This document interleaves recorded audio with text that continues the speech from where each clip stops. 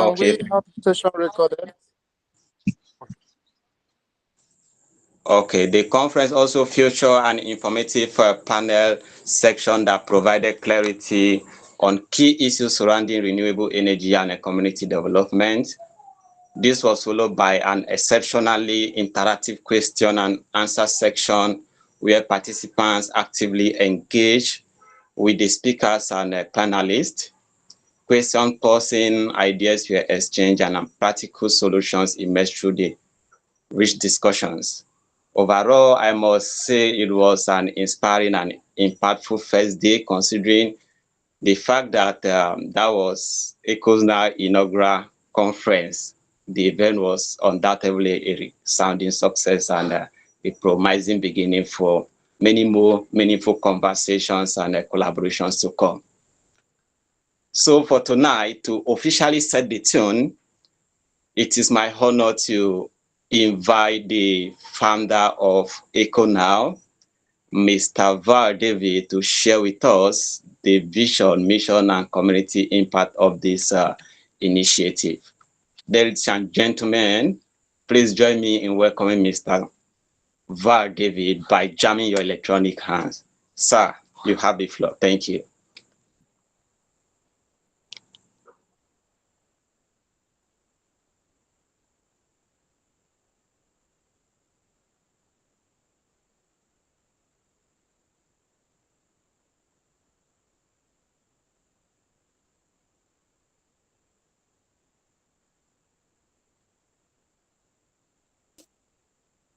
Hello, everyone. Can you hear me?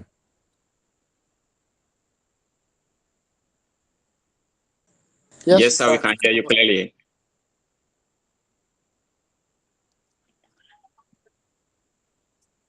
All right. I'd love to thank you all for being here. I want to thank most especially the guest for yesterday's program. And I can see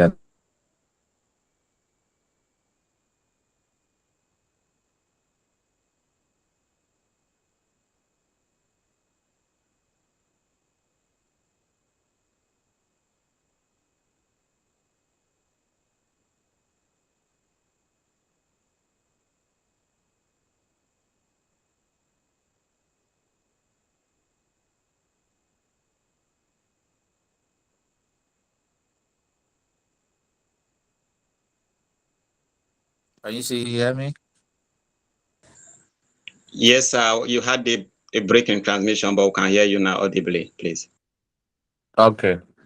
So I was saying a word of thanks to all that attended the conference yesterday. I think we had a good number of people who were actually at our physical hub in Calabar, Cross River State in Nigeria. We have so many other people who joined uh, from across everywhere else. And the reason for this conference is basically to begin to have serious conversations within different sectors, especially surrounded or being led by young people.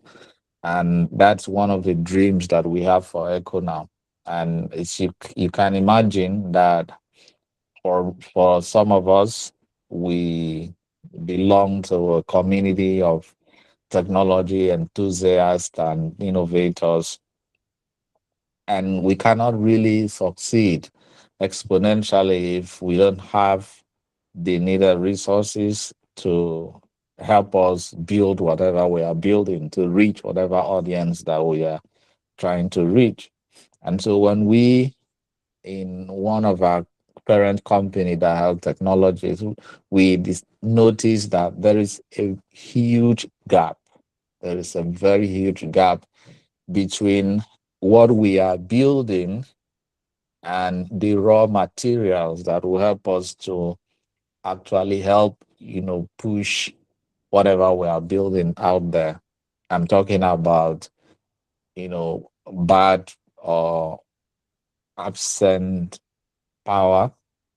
I'm talking about human capital development, especially around the said area, renewable energy, solar, all of the conversations that are going going out in international development space, we discovered that there's a very big gap. And Echo now was born to birth new individuals who would cover that gap. And for the past couple of months, we've been in conversations with vendors. We've been in conversations with young people, with business owners. Our team have been really working hard to see that we start having these conversations. We started off with having a podcast kind of awareness where we bring in a lot of people in the renewable energy and climate change ecosystem to just have a basic conversation about what is missing. Everyone here knows, and we've been hearing of the challenges of flooding in different parts of the world, especially in some parts of Nigeria and West Africa. You hear of countries like Rwanda banning foreigners from bringing certain materials into their country because they are trying to avoid the things that we are seeing in this other part of the world. That's a very governmental and structural proactivity towards stopping some of these concerns. And there are, in fact, a lot of other countries, and I'm glad that we have someone, a good brother and friend from Kenya, who is also on the call, and he will be sharing a lot more about not just his work in M-Taka, but a couple of other places and all of the concerns that he would definitely raise in his conversation with us today.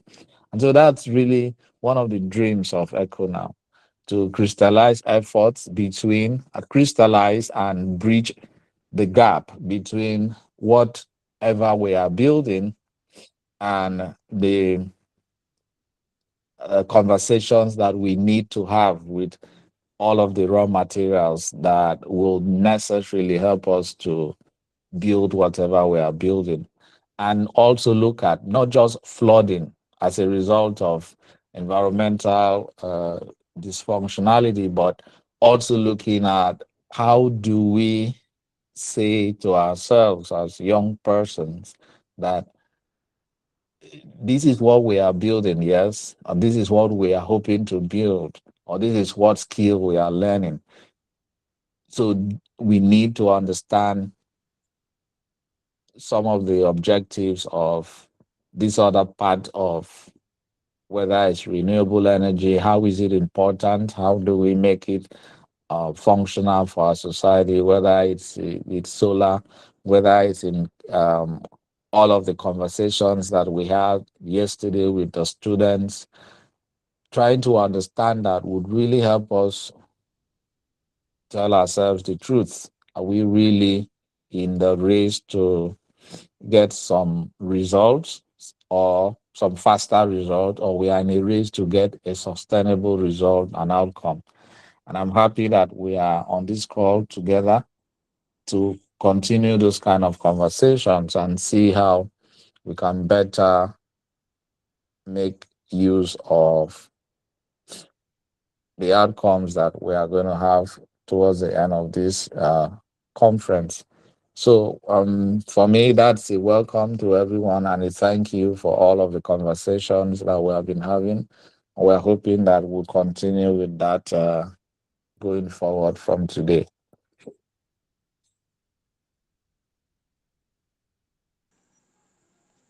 Thank you very much, Mr. Var David, for that enlightening and wonderful introduction about Eco Now.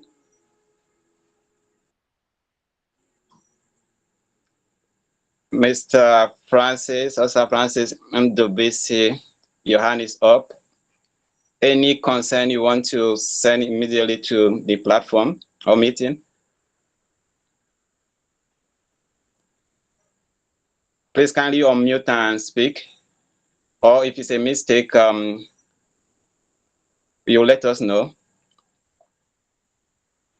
Well, I just want to thank the Mr. Joseph that just spoke.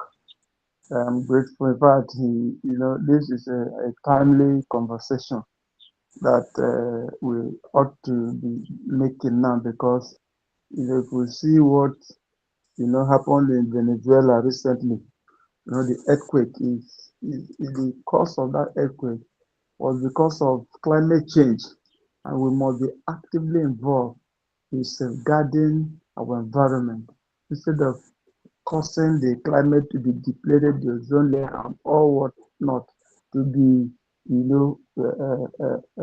depleted or destroyed. Because if we continue the way we are going, I think very soon with the world will be very very difficult for humans to live, especially in Africa. We are not seriously into talking about the issues of climate change. Our governments, individuals, people are not really concerned. And it's very because now when you look at it, you see that our future is really bleak because you can't see where the light is coming from. When the government itself is not actively involved, especially in our country, Nigeria, to tackle the issue of climate change. So I'm very grateful to the convener and everybody that found themselves here. I believe as we deliberate and discuss and hear from our guest speaker, all of us will have something to take home and be able to become the active participant in making our environment safe for everyone of us. Thank you very much. Okay, thank you, Mr. Francis, for that wonderful contribution to the conference. For the purpose of avoiding our agenda for today's conference, there is a section for contributions.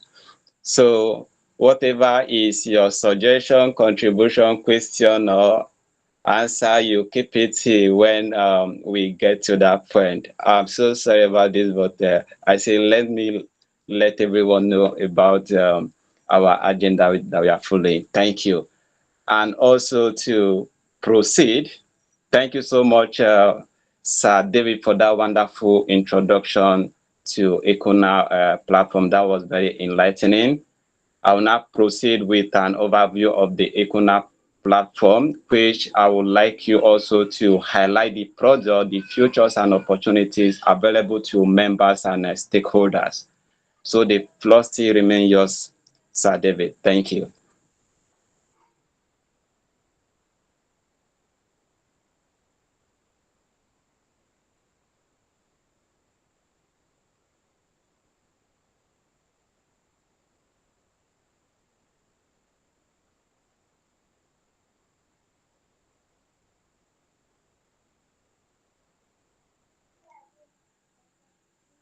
Sir David, are you still on the call with us?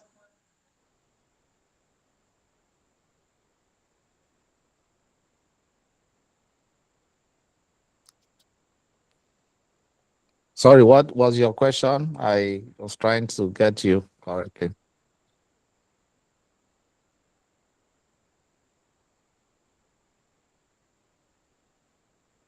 Can you hear me?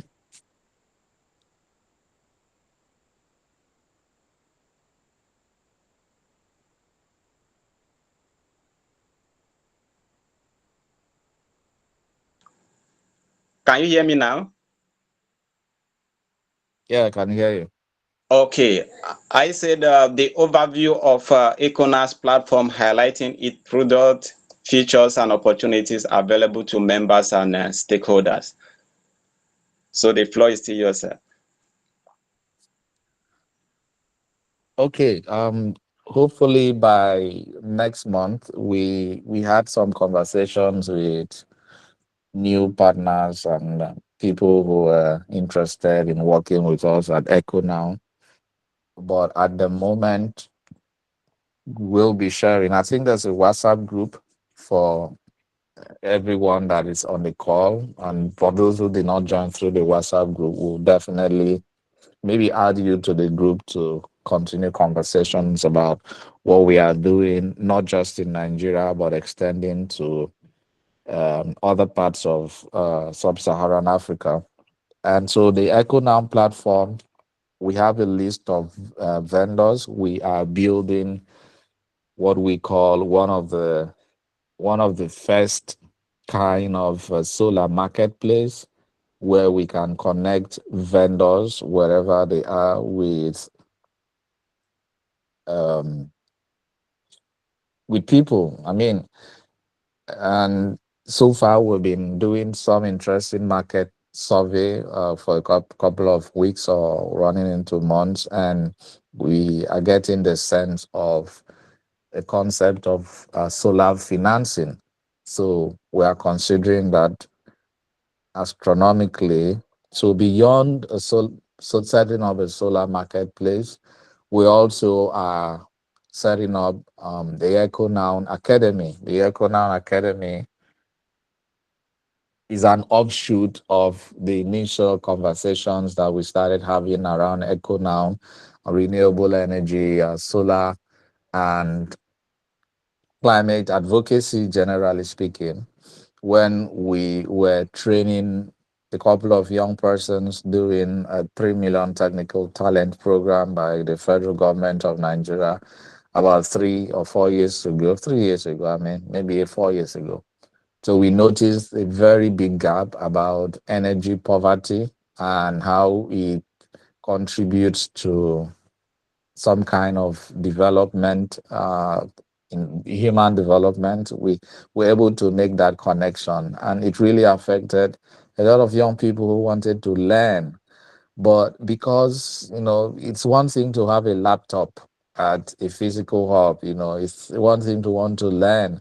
It's also another thing to be so poor that you have to wait for electricity to be provided to you, whether it's through the state or federal or private sector, or of course you can use your own generator to power your appliances. So we wanted to be in the space where that kind of conversation will be carried out, and we did in fact get some kind of call it grant, and we worked with a Green Eco project in two states, in Cross River State, in Anambra State, where I was the project manager. And we had this amazing conversation with the state, with members of the state government, and it really made us to understand in Echo Now. When I went for that conference myself, it made me to understand that this is a very important conversation to start having. And we saw firsthand a couple of young persons who were beginning to build capacity towards solving a problem, um, using alternative means of solving a problem. And I know my friend is the founder of EcoTutu. You could see how they are able to use solar panels and stuff like that to engineer what we call a mobile refrigerating system for market women, market men in rural communities and in different places, in order to avoid, to stop people really from throwing out their wasting food. Maybe tomatoes, you don't want to use them anymore. You, instead of throwing them away, they help you like really preserve that product, agricultural product. And so we want to start teaching young people through the Echo Now Academy the kind of things that they can build with alternative, sources of generating power. And not just that, but also be really a part and parcel of communities where those kind of conversations will be going out. So again, I remind you about the solar marketplace we are trying to set up, and Echo Now Academy, and of course, most importantly, the awareness that we are doing as, and this conference is really one of those. And I'm sure Mr. Matthew and the rest of the Echo Now team, you are free to add what new projects that we're working on as well in Echo now, so that we can immediately invite our guests to begin the conversation with us. So thank you so much for listening.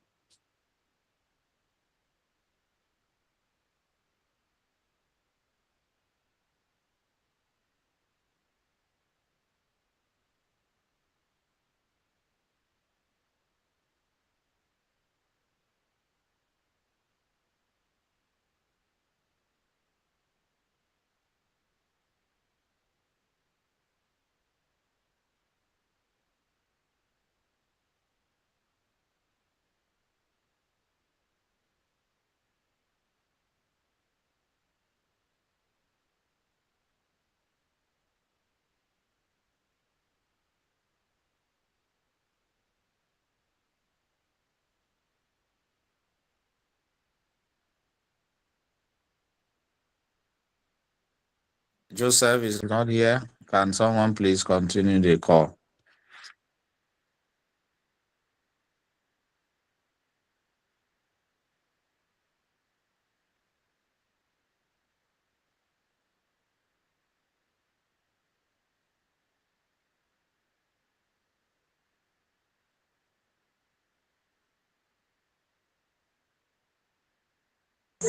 Uh, Thank you so much, Mr. David, for that introduction of the Econa Limited.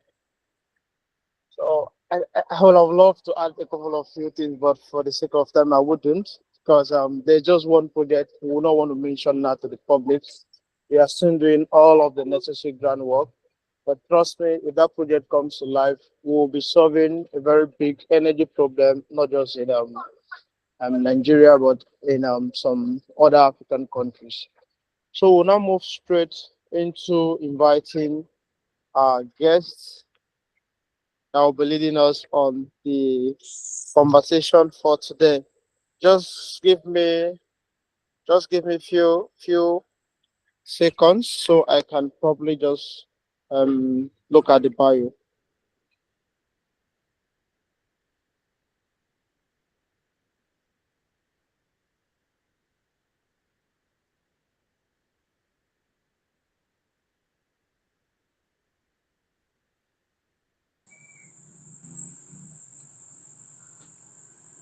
Sorry, my sincere apologies. I was kicked out of the conference call because of network glitches. Sir David, I hope you are done with your Econas overview so that we can continue by introducing our keynote speaker. Okay, thank you so much, Mr. Matthew, for that notification. And thank you once again, Mr. David, for that wonderful introduction and overview to Echo Now. So now, ladies and gentlemen, it is my distinguished pleasure and honor to introduce our keynote speaker for this evening. Please send a thumbs up to confirm that you can hear me, please. Okay, thank you. So our keynote speaker for tonight is Engineer Benson Abila, who is an award-winning social entrepreneur and sustainability advocate with over a decade of experience in project management, strategic partnership, and business development. He is a civil engineer with expertise in waste management and circular economy.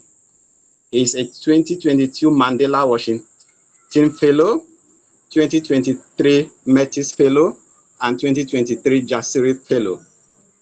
Engineer Abila is the founder of M-Taka, an award-winning circular technology company building tech-enabled infrastructure that powers inclusive, data-driven, and traceable circular supply chains, sustainable livelihood across Africa.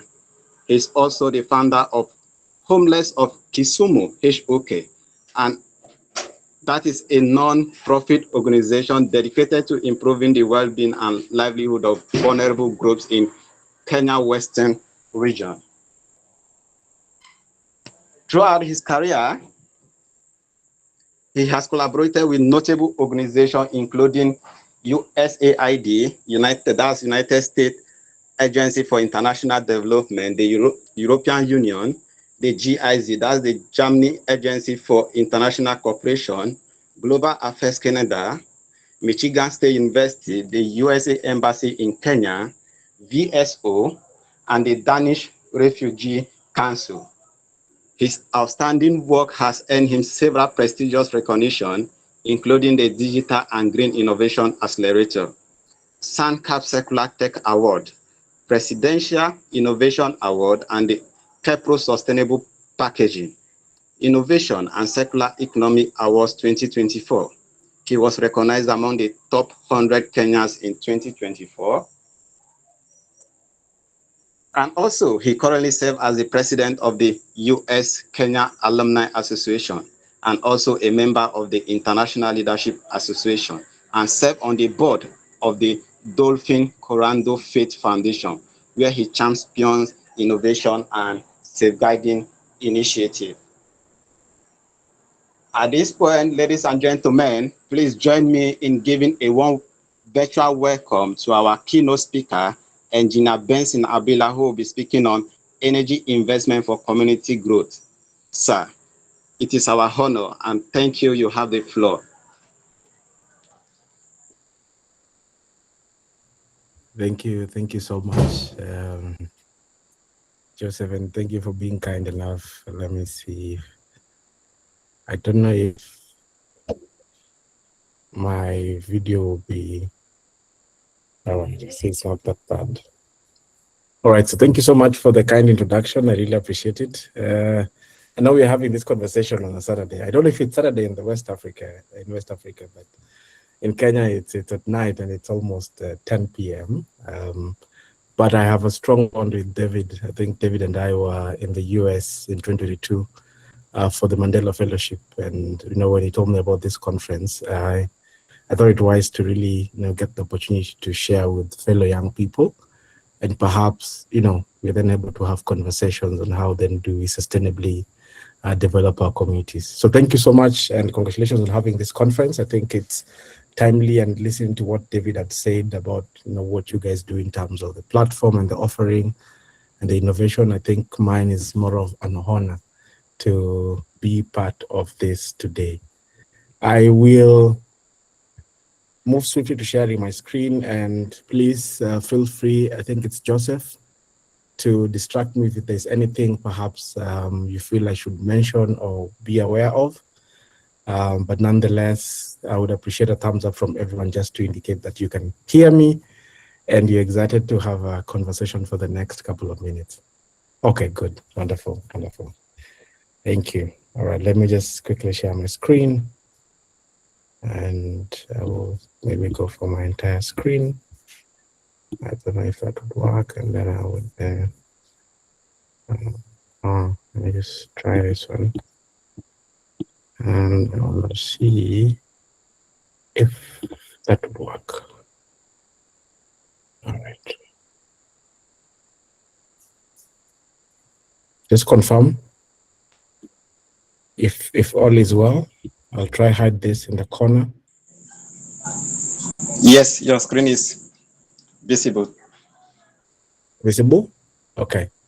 Thank you. I know you talked about that I'll be talking about renewable energy, but I think I had a talking to David, and I was saying that perhaps my focus would be a lot more on the work that I've done, and then maybe an angle of powering community transformation through innovation, circular economy, and investment. So of course, renewable energy is a big part of the conversation. And I know a lot of people, when they think about renewable energy, I think your mind goes towards solar or wind, and any other, emerging tech that of course is being applied. But for me, I know when it comes to my case and based on my expertise, I think about a waste speaker or someone who is really trying to educate her child and survive using technology, recycling, investment, and clean and renewable energy all in one place. So I wanted to really be practical and speak from my own lens and from my own understanding.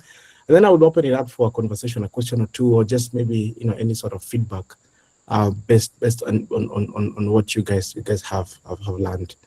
I know my profile was shared, so not much that I have to add, but just to share, I grew up in informal settlements of Kenya. around poverty and waste, and I lost my father at an early age, so I had to move to an orphanage. So I deeply know what it means to lack, struggle, and be discriminated. And of the journey and what I've built forward was really inspired by my experience growing up. And I think then after my undergrad, I said, I'm going to come and work with my community. And that's when I started the nonprofit Homeless of Kisumu to support, street connected children and youth. And I think 2 years in is when I quickly realized that on top of the struggle that they faced, there was a strong stigma for them just trying to make a living out of waste, and that for me was not okay, because then in informal settlements, waste was normalized. I was a waste picker growing up, just looking at how we had a dump set near us, and I would go pick some metal and answer extra coins. And so that didn't sit right with me. So what I'm going to share with you over the next couple of minutes, it's really something that I made as a decision to take action to respond to that stigma that was there around waste, because for me, the pain of discrimination is something that is so dear to me. And everything that I then have built forward was to ensure that waste work is turned into a respectable and dignified source of income. And then that then means that you're able to empower someone in the community, and you're able to really help them turn to a source of income. And then that then, of course, ties to the innovation and the existence of energy, of course, and its value, such as renewable energy. And so I'll try and link the two. But really, that is what defines me. And so if you forget everything I say and you want to remember something about me, just know that I am dedicated to solving the problems of my community using what I have around myself. And the fellowship that I've been to and the opportunities that I've got, I think just last week I was in China at the World Youth Development Forum, and I was just presenting on a stage talking about powering over 4 million kilograms of materials that we've recovered. And my message was clear, that young people are doing things. We are here, we have the energy, we have the commitment, we know what we need. And all we need from the ecosystem is more belief in ourselves and further investment to help us move forward. So I'm really hoping that really today the hope is just really to inspire you. And I think that then allows me to segue quickly into what I look at as a lens of Africa. And we all know. And in fact, I don't know about Nigeria's economy, but I know Kenya has the 6th largest. I think it's 7 now, but I think Nigeria must have a larger economy than us, if not slightly lower than us. But then unemployment has always become a big problem for young people, right? And climate change is a huge problem, and we know, the effects of it. I know there's a lot of flooding that has happened in my community, and a lot of people are affected by climate change. And of course, there has to be sort of a deliberate response to such challenges. And of course, waste and pollution, a lived reality that I faced growing up, that everyone is, keeps facing in the different contexts, and then of course, resource scarcity. You have a beautiful idea, you want to do something, and let's say you want to, I don't know, and I'm glad that I think I had David mention about, was it Ecotutu or something, the cold chain storage approach, and then you have that, but then you don't even have the resources to go about it. And so for me, the lens then is always around what are the opportunities that we have, and there are plenty. I wish I had this data, and I think David could help me with this one, but either by 2050, more than, I think over 50% of the population in Africa will be young people, if not more. But then, of course, if you look at even by 2050, in fact, the migration towards urban centers is going to increase. And I think it's also, in the higher percentile of 50-60%. So it means there's a lot of potential that is existing, a lot of push for things to happen, and opportunities exist. Renewable energy being one of them. I am happy and privileged to come from Kenya, which 90% of our energy is already renewable. We have geothermal. And someone just says that, and I think we were having some conversation with someone from IKEA Foundation, where they're saying that they're shifting their perspective from investing in thematic focus such as waste, and they're now moving to looking at nexuses, let's say energy and agriculture and all this. And they're saying Kenya already has a lot of renewable energy focus. And then that then for me, I look at it as an opportunity. And I'm sure in Nigeria and West Africa as well, I'm sure that would be then the focus. So opportunities are there, renewable energy, circular economy. The context of Kenya, I think it was $54 billion the last time I checked. I'm sure Africa, it's clearly over $100 billion. And some people should already look at it both as an investment opportunity, but also people moving towards the challenges around you and you converting them into things that can help you build a local economy and survive. And youth entrepreneurship as well, the population, and finally climate finance. And so I'm going to dangle through this, but then I'm going to give a case study of really what I've done with M-Taka, because then I know part of this conference, it starts from the energy, being aware that it powers everything: recycling industry, agro-processing, cold chains, digital businesses, but everything is truly powered by it. And hopefully, can we see how it powers, let's say, my particular industry.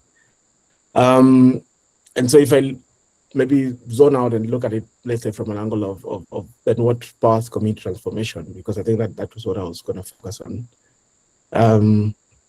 I mentioned to you how I grew up. I mentioned to you what I did. I mentioned to you how I got here. And of course, in the early days when we started our work, I think what really helped us position, and myself as the founder, and I think I have now co-founders, was really innovation, really trying to do something differently and coming up with a hypothesis that then what would democratize or what would cause that change, that we really want to see.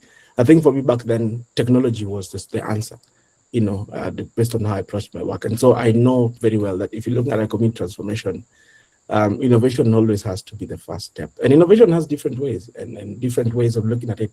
I know there's invention and then there's innovation. You don't have to come up with something, brilliant. You don't have to be like the Wright brothers. I don't know if they're the ones who invented the aeroplane and all these other things. But innovation in itself just means that you pick a context from something that is working somewhere so well, could even just be a model, and then you bring it and you just borrow it into your particular challenge. And that in itself already then beautifully powers the change that you wish to see. So personally, looking at then community transformation, one of the most important things and core is that innovation is always a strong part of it.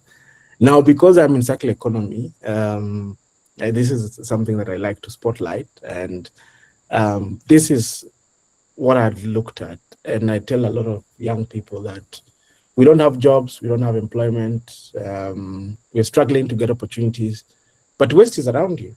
I don't know the case for Nigeria, Lagos, or anywhere, but I know that if you walk around right now and you find a plastic bottle next to you, that is probably value that you could trade and get something.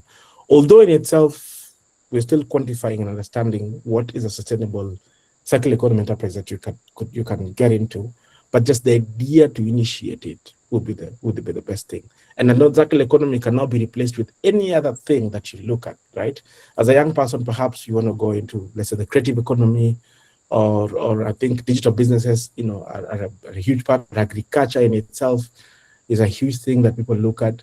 And I think this is really looking at it from an angle of, if you look at sometimes community transformation, the lens is always around what is a challenge within my community, what is a gap, is it food security, is it waste, what is it that I can then look at differently.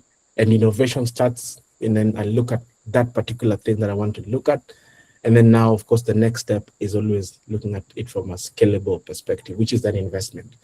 And I think this is going to be interesting. And I'm going to be keen to hear from what you guys have thought about it. And now, even if you look at renewable energy and just ensuring that it is ingrained, even just solar panels, for example, it requires a level of investment. If you look at even a simple community recycling hub that is set up, I don't think you can quite do that sustainably without a level of resource that would allow you to go about that. So investment for me becomes a critical bit and component of it. And one of the things that I understood quickly was that if you look at the circular economy space, and this may be true for Nigeria as well, most of these enterprises are not bankable.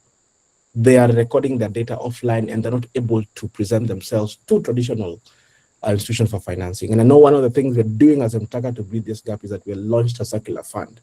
But then that may not just be the case for, let's say, circular economy. There could be other components as well, different industries that could happen. Because if you're going to propose, for example, to process a ton of plastics into flakes to sell it, you need this amount of electricity. And if you're going to put in solar panels, it's a level of investment. And no one would really trust you before they look at your book. So whatever that happens, investment really becomes the final anchor of everything.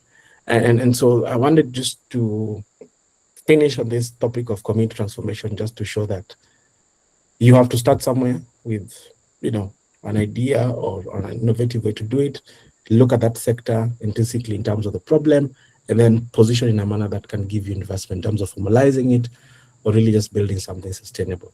And for me, partnerships has really worked for us. And I'll not lie to you.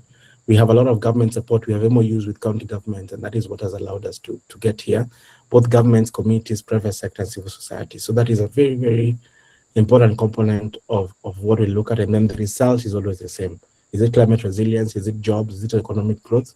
That becomes easy in terms of what then you're trying to achieve. And so as I move towards the tail end of I think this is most the second last part of my presentation, really what I'd build and maybe leave you with is that then for you really to do things successfully, I think the goal is always about systems and not projects. And I know, I think one of the easiest way to, of course, get things going, sometimes when you want to pilot something, you do a project, and sometimes when you're looking at it from a non-profit angle, it's always a project. But sometimes the perspective should be system, something that is more sustainable, something that then lives and has a life of itself, even without you. And if it was, let's say, a project, sometimes some of this may be private sector finance, but it could sometimes, most of the cases, it's aid, it's donor funding. That really brings a huge problem. And so for me, if I look at climate adaptation in itself, or even resilience in itself, systems then means community ownership.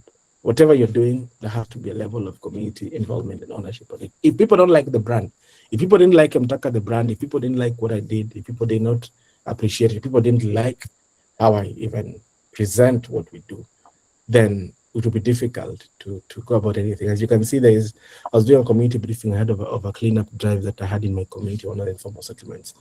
And it means you have to preach the message all the time. And as a champion of change, as a champion of community transformation, and regardless of what direction, whether you're going to utilize renewable energy into your intervention or any other thing that you're doing, systems approach is sustainable. And that means community ownership is always a strong part of what you do.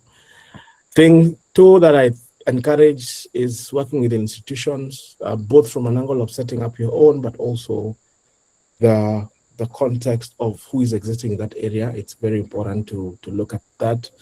Livelihood as well. I think sometimes when you do things just for money, they work, but sustainably for on it and people to go into it, there has to be an angle of how is this really benefiting the community? How is this really benefiting us, and how do we then really own it to the end?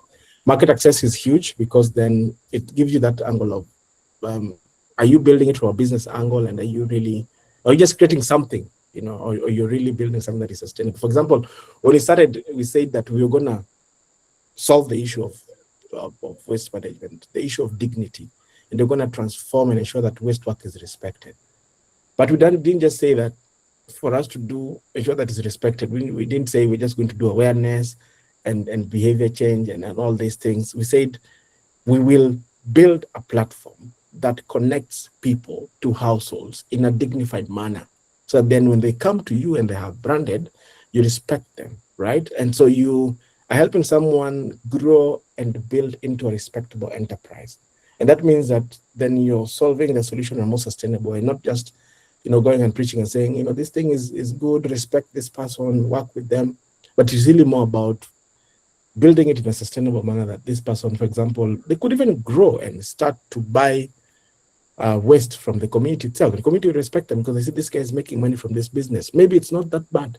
Maybe I should respect them because they're cleaning my community and they're also earning from it. So I look at that as a critical part of systems. And then of course, data.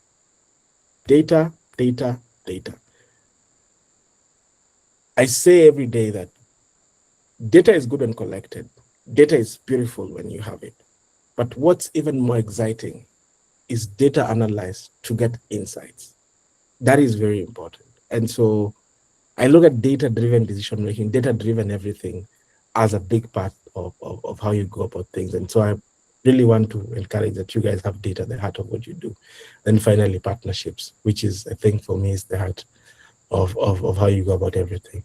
And so I don't want to bore you into a lot of details, and I know there are a lot of things that we could talk about further, but this is a case study of, let's say, my work, just what we've done so far. We're in 8 counties now. We're looking at market in Harare, Zimbabwe. We've worked with 25,000 members of the community. We've created over 3,100 jobs, improved and created them. We are in over 136 facilities. We've done, this is close to 4 million in terms of what you can track. And then up to 3x in enterprise in growth of the income of the people that you work with. And so one big lesson I've seen is that whatever you're doing for community transformation, when it leads to live improvement, it becomes quite sustainable in its own nature. And so what I'll do, and I think I want to bring it back now to the topic as I conclude, it's really that for me, community transformation, and of course looking at the power of renewable energy, I say that then you have to start with an idea. I have it. You have to look at a sector, and then you need the financing to build and move forward with everything. And I know renewable energy has different components, and I'm not the expert, and so I will not go into the details. But if you look at it from the angle of, as a young person, you want to solve something, then I think you have to really, really think through it to the end. And sometimes the passion is what you need to start, but then systematically approaching it and knowing in awareness, how then do I really build? And I'm glad David said you guys have a physical hub. Even going to such places to just learn and build your skill set is what I think is quite important. And if you look at our work, communities, governments, private sector, civil society, partnerships, working with people around you might be probably one of the strongest pillars that would really help you move forward and succeed with the work that you're doing. And so, as I conclude, really,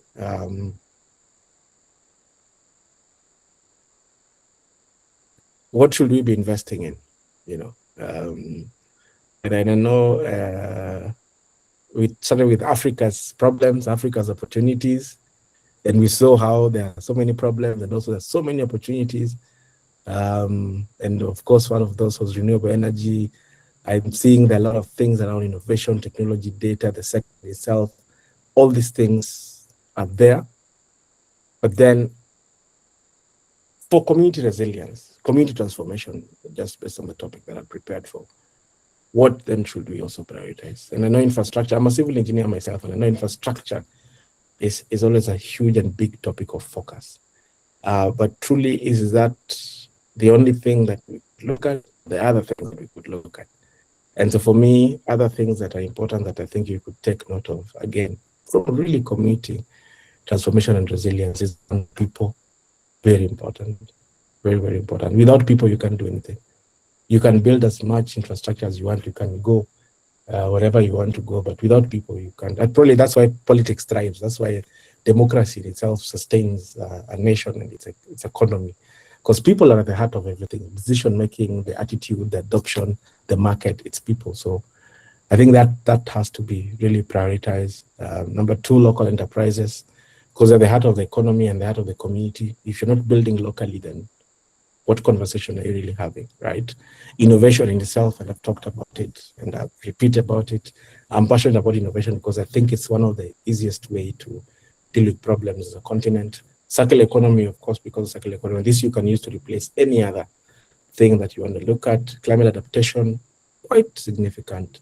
And then the public-private community partnerships, very, very important. And so for me, I believe really, that is part of what community resilience is. And so as I sort of prepare to hand it over back to you, I was rather very general in what I was sharing about. And these are some pinpoints around the work that I do, some points to note.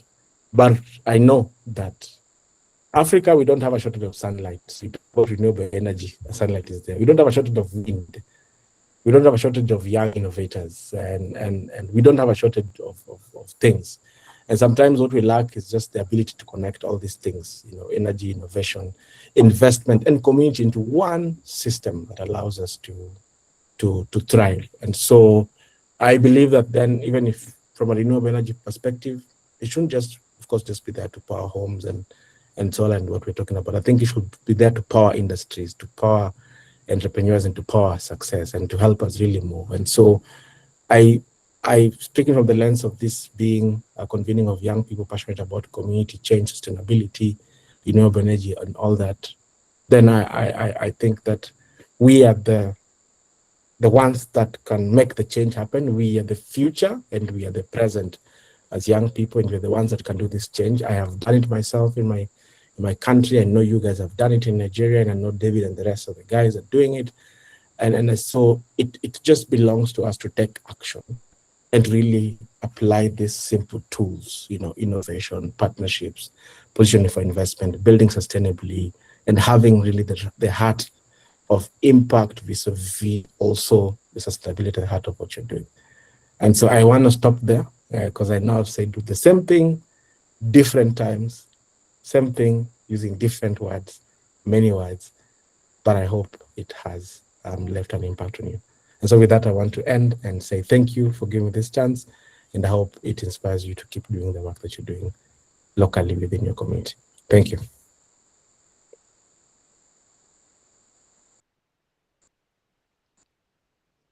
Thank I you. think I'll hand it over.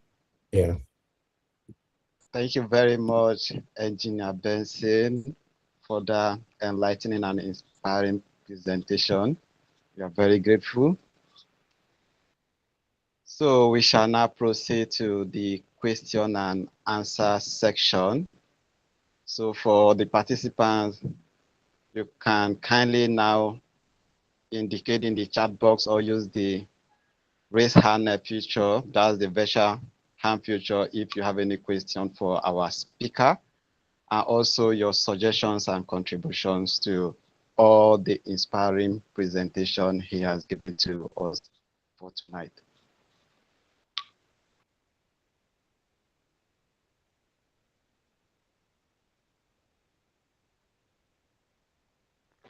Okay, Mr. Benson, how you doing? Good to see you. Yeah, I'm doing well. Pleasure. Thank you for putting this together, and thank you for the chance to share with fellow young people as well. Yeah, I see that. I mean, the time zone. When you told me that it was like 10 p.m. Kenyan time, I was like, what? Because Yeah. I know that, this time it's a time where, as a person, I try to just attend to other things like projects I work on. So I Yeah. appreciate you for really choosing to be here, and really thank you so much. God bless. I've been following your work a lot on social media, and thanks for sharing all those. I see your travel exploits, your funding opportunities you've gotten here and there, your conversations with the government, and that kind of intrigued me. And it's going to make me want to ask you this question about Yeah. community participation, because it's not easy. When we talk about waste, I don't know what the psyche is for the Kenyans, but for a Yeah. lot of Nigerians I have met, when they talk about waste, young people are not really enthusiastic about putting themselves at the center of it.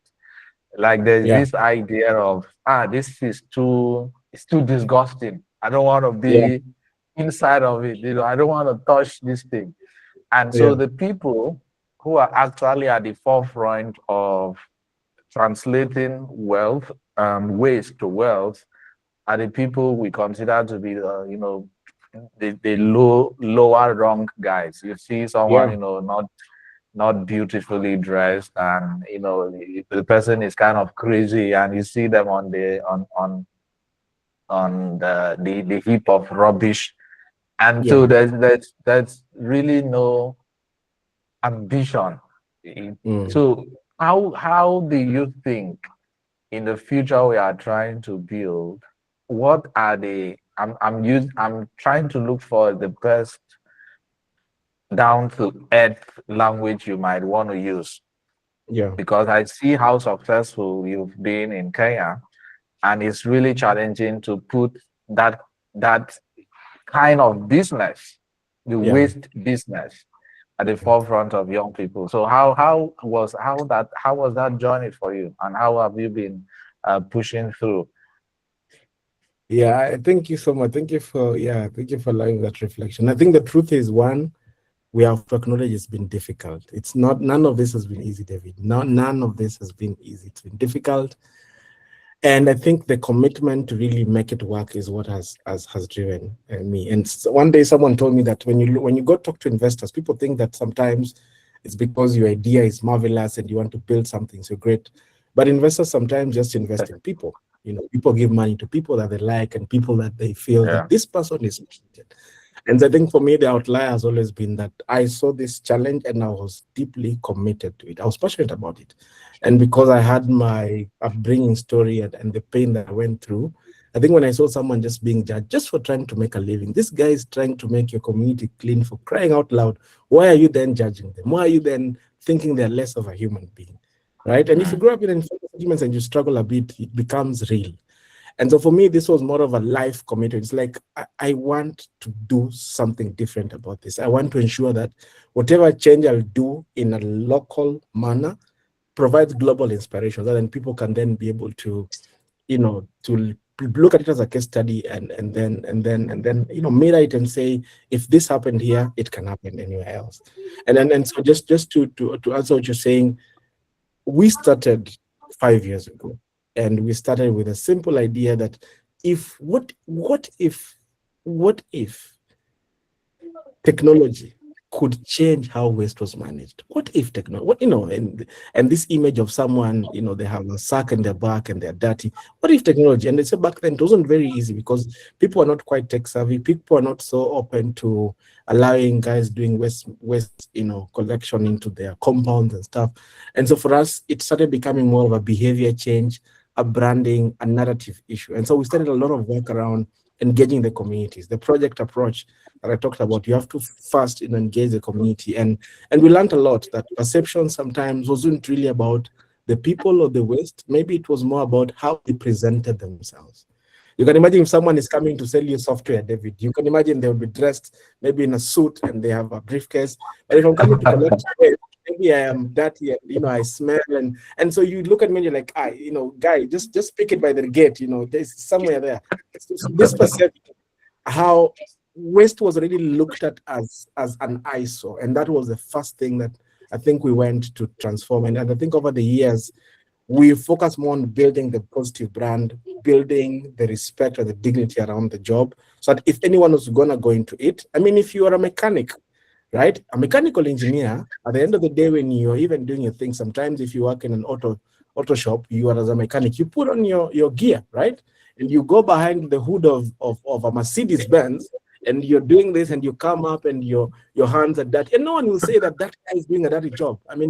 They know you are doing something impactful. And so for us, it was, how do you then make that way? And I think beyond that, what then worked for us was ensuring that what started from a community angle was packaged into a social enterprise. M-Taka in itself is a circular tech enterprise, and we've won awards, we've really raised resources. I think we've hit over, I think the last time I was checking, we've hit over $1 million right now in terms of just revenues and things that we've raised, and the partners that have backed us up, because we're able to say that this is a problem. And our model, I think we set up a hub with the government where guys can be able to, there's that processing happening. And then I think beyond that point, we went into technology. And up to this point now, one of the things we're exploring is, can we develop a livelihood model where we are convincing young people that instead of just collecting the waste, you can also buy the plastics from your community, process it, sell it, make money, and be a respected person in the community. So I don't know how to answer it really, David. I think it's really, we've done it, and I think this is not the only way it can be done. A lot of people are doing it differently. And I think in Nigeria, you have champions and people that we also look up to. I think the time I was with someone from Nigeria, I just forgot his company. I think We Cyclers. I don't know if that's the name. I think I was in we live in Kenya sometime, and you can see the scale of what they've done. So it's possible. Stay committed, stay passionate. You are the vision, you are the change. And if people look at you and believe in you, they'll invest in you and it will thrive. Yeah. Thank you for the long Thank answer. you. Appreciate it. Thanks.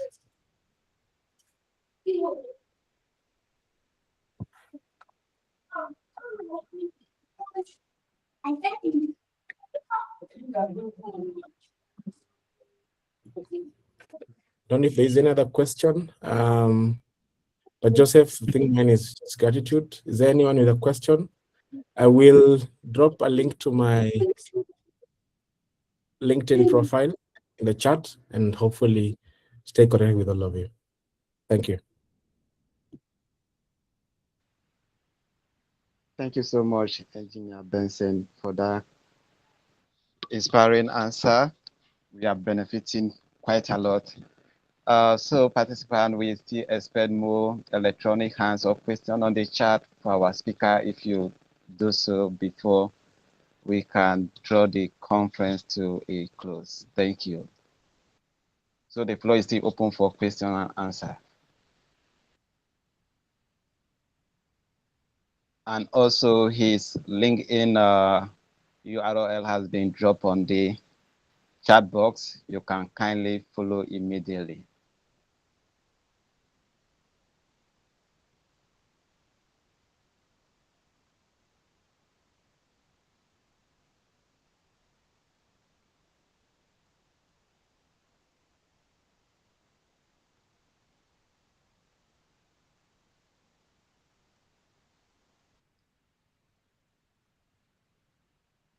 Absence of question, we also welcome contributions and suggestions from participants, please. It must not necessarily be questions. Suggestions, just like Mr. Francis did initially from the onset of the conference, are also welcome.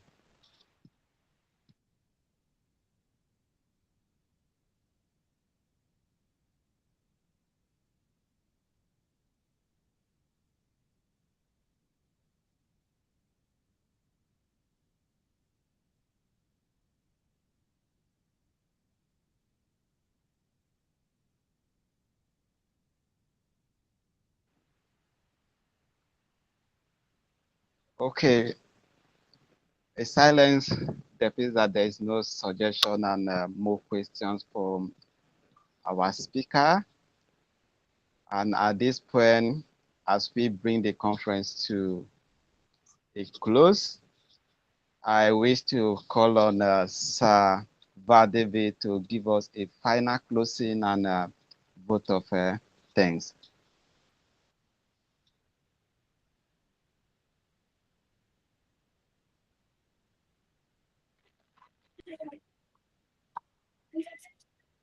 Okay, thank you very much, Joseph, and for everyone who joined the call today and yesterday. And it's a good thing that there are no, uh, we had a lot of questions yesterday during the conference, and I want to believe that we are very considerate about uh, Benson's, Engineer Benson's timing, and we need him to go to bed right on time. So aside from that, I believe that everyone on the call, the majority of the people on the call here are members of the community, and which is a good thing because of the reason why we're having this conference and these conferences, because it's not just one, we'll be having monthly conversations like this, is to ensure that we try to bridge the gap between experience and whatever we are doing offline. Because most of the time, I tell young people this, the extent of your innovation, the success of your innovation is as limited to the extent and the exposure that you get over time. So for right now, everyone on the call knows about M-Taka, and everyone on the call knows about what Benson is doing in Kenya.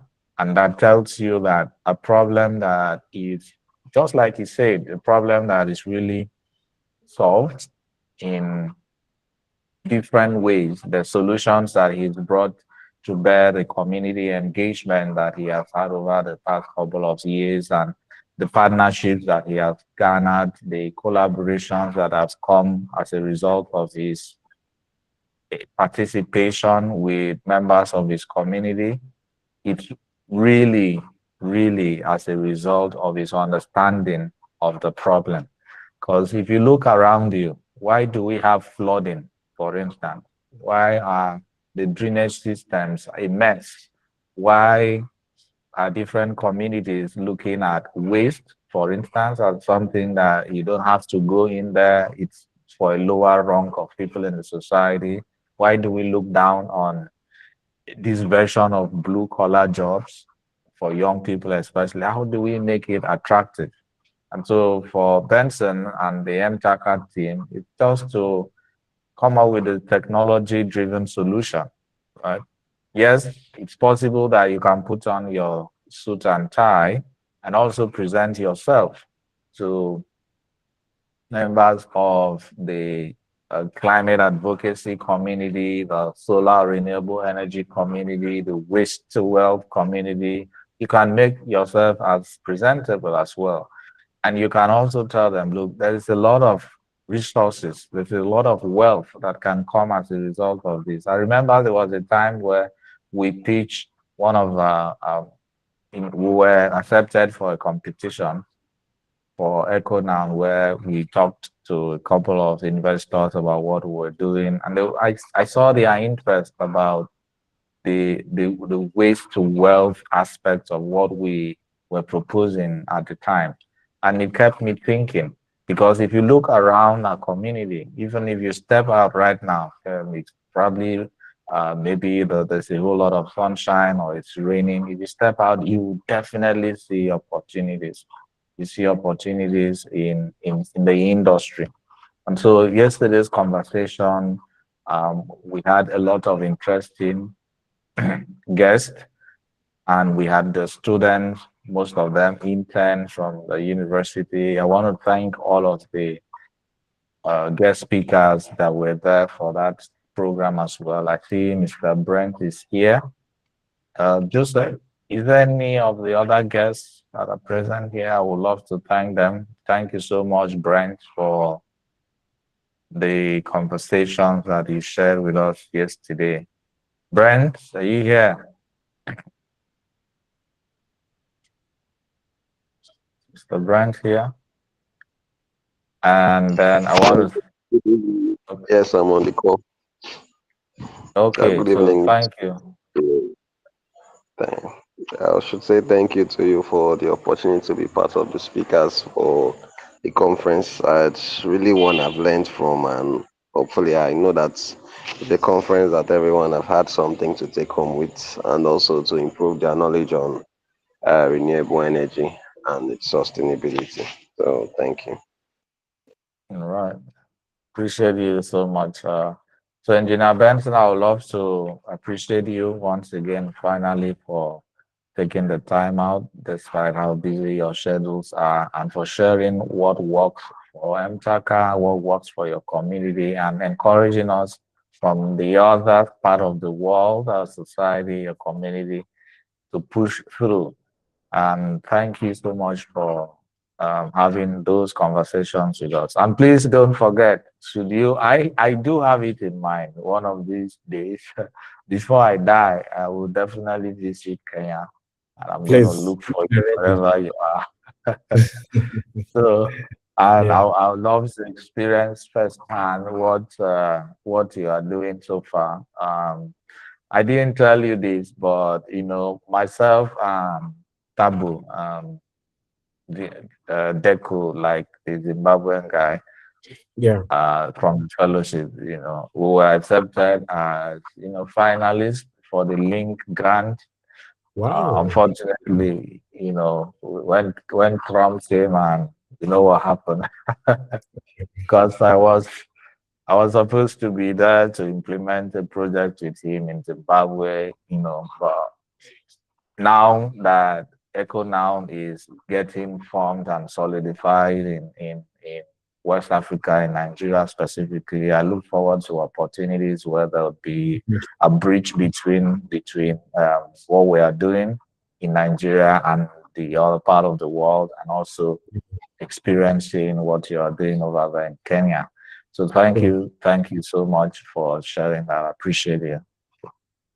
Thank you, and looking forward. Allow me to drop off now, and I really appreciate and all the best. And it was a pleasure speaking today. Thank you. All right. Thank you. Bye-bye.